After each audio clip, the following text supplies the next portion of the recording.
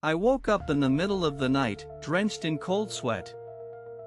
There was no sound, just a heavy silence pressing against the walls. I reached for my phone, but the screen stayed black and lifeless. The clock on the wall had stopped at exactly 3:03 a.m. I felt like something was watching me from the shadows of my room. I turned on the light, but it flickered and died immediately. My heart raced. I grabbed a flashlight and walked into the hallway. The air was dense, like the house was holding its breath. A strange noise echoed from the living room, a soft, dragging sound. I stepped carefully, trying not to make a sound myself. The sound stopped as soon as I entered the living room.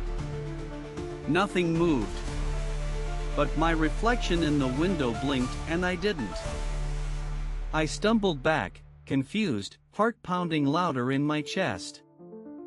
I ran to the front door, but the lock was jammed. My hands shook as I tried to open it again and again. Suddenly, I heard footsteps upstairs. Slow, steady, deliberate. But I lived alone. No one should be there. I crept to the staircase, shining the flashlight upward. The hallway above was swallowed in darkness, nothing visible beyond the top step. I called out, "Who's there?" My voice sounded weak and distant. No answer. Only a faint creaking, like someone shifting their weight. I climbed the stairs, one at a time, trying not to breathe. As I reached the top, the flashlight flickered and buzzed. A door at the end of the hall slowly creaked open by itself. I wanted to run, but my legs felt rooted to the floor. The door revealed my old bedroom untouched for years. I stepped inside, flashlight shaking in my hand. On the bed lay a mirror, old, cracked, but strangely glowing. I looked into it, and saw myself standing behind me. I turned around, but no one was there. When I looked back, the reflection was smiling. I wasn't. It raised a hand slowly and pointed behind me again. I turned faster this time, still nothing. Just silence. But the reflection now looked afraid, mouthing silent words I couldn't hear. I leaned closer. The glass surface rippled like water. Then, without warning, a cold hand grabbed my shoulder. I spun around, the hallway was empty once again. The door behind me slammed shut with a deafening bang. I ran to it, pulled, pushed, but it wouldn't move. The mirror's glow grew stronger, casting dancing shadows across the room. I heard whispers, soft and sharp, circling me from nowhere. They repeated my name over and over, faster each time. I dropped the flashlight. It rolled, revealing a figure in the corner. He looked exactly like me, same face, same clothes, same fear. But his eyes were pitch black, and he smiled too wide. He spoke without moving his mouth, "You shouldn't have come back." I backed away, but hit the wall. The room began to shift. Walls stretched, the ceiling twisted, the floor turned to smoke.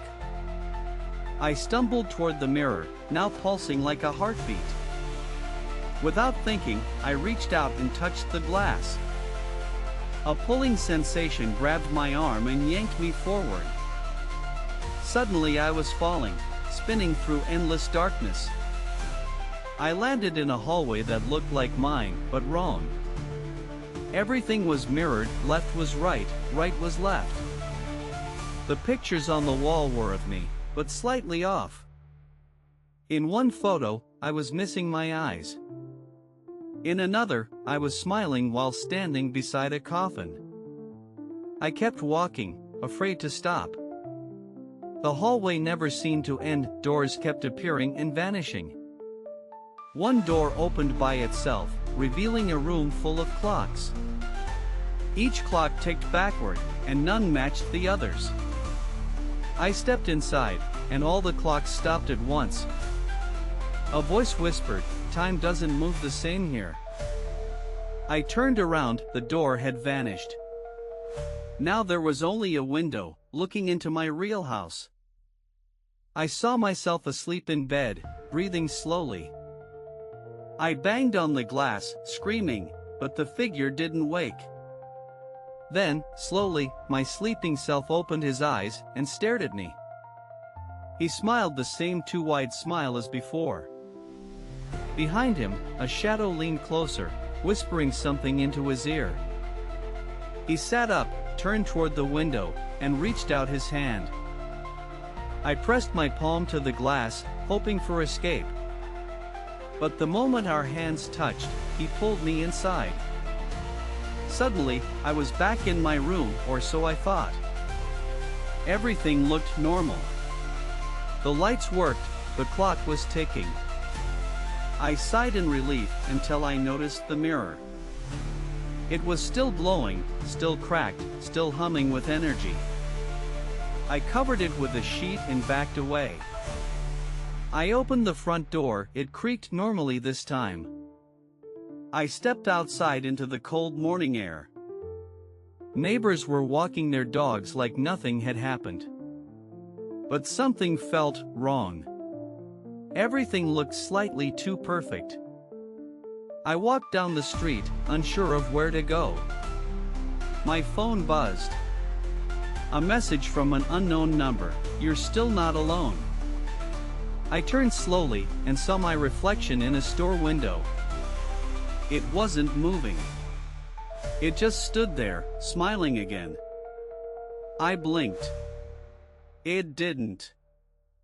I ran.